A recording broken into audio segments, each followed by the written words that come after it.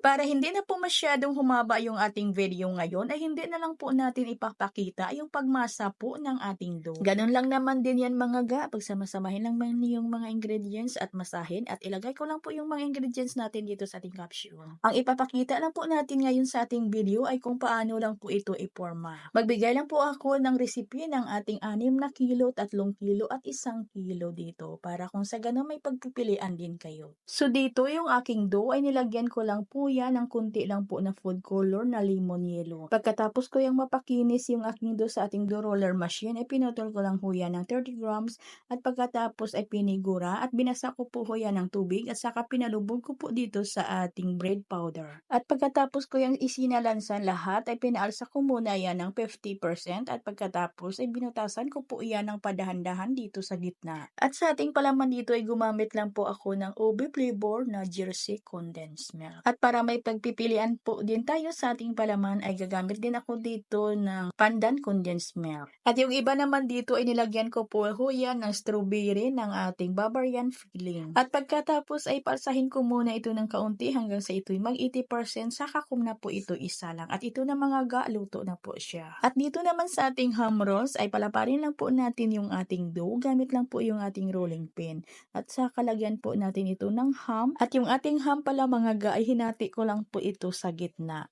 At lagyan lang po natin ito ng ham at saka i-roll lang po natin ito ng mahigpit at saka po ay hiwa-hiwain lang po natin dito sa ibabaw. At ito naman ay pagkatapos po natin yang palaparin, ilagyan lang po natin yan ng ham at saka itupi lang po natin ito. At dito naman sa iba pa nating klase ng tinapay ay gagamit lang po tayo dito ng hotdog. Hinugasan ko na po ito ng maigi mga ga at ito ay mga maliliit lang na hotdog. At yung ating mga plancha pala na pinagsansanan po natin dito ay banyahan lang po natin ng shortening. At ito naman ay wala po itong palaman, bali i-roll ko lang po ito at pag naluto na po ito saka ko na po ito hatiin sa gitna at lagyan ng hotdog. Gawin po nating cheese hotdog ito.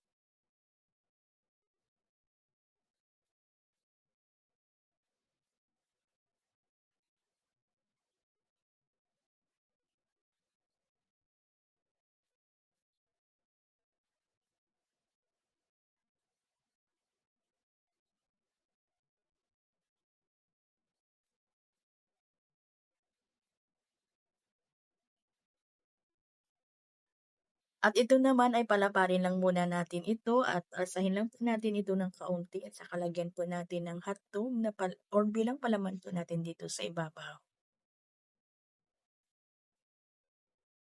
At pag umalsa na po ito ng kaunti, ilagyan ko lang po ito ng hotdog sa ibabaw at yung hotdog po natin dito ay pinaghati-hati ko lang po yan. At paalsahin lang po natin ito ulit at pag umalsa na, isa ka na po tayo dito mag-egg wash at lagyan na po natin ito ng dahon ng sibuyas na hiniwa lang po natin ng pino at saka lagyan po natin ng mayonnaise. At meron din po tayo dito mga ga na ito din ay lagyan po natin ng ham at saka i-roll ng mahigpit at hiwaan po natin ito sa gitna.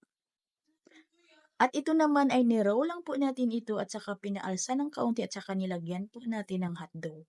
At yung mga ginawa po natin mga ga, pag umalsa na po yung ating dough ay bago po natin ito isa lang ay banyahan muna natin ito ng itlog. At gagamit lang po tayo dito ng mga toppings po natin. Mayonnaise po at yung sesame seeds, lagyan po natin ng dahon ng sibuyas at gagamit po tayo dito ng quick melt cheese.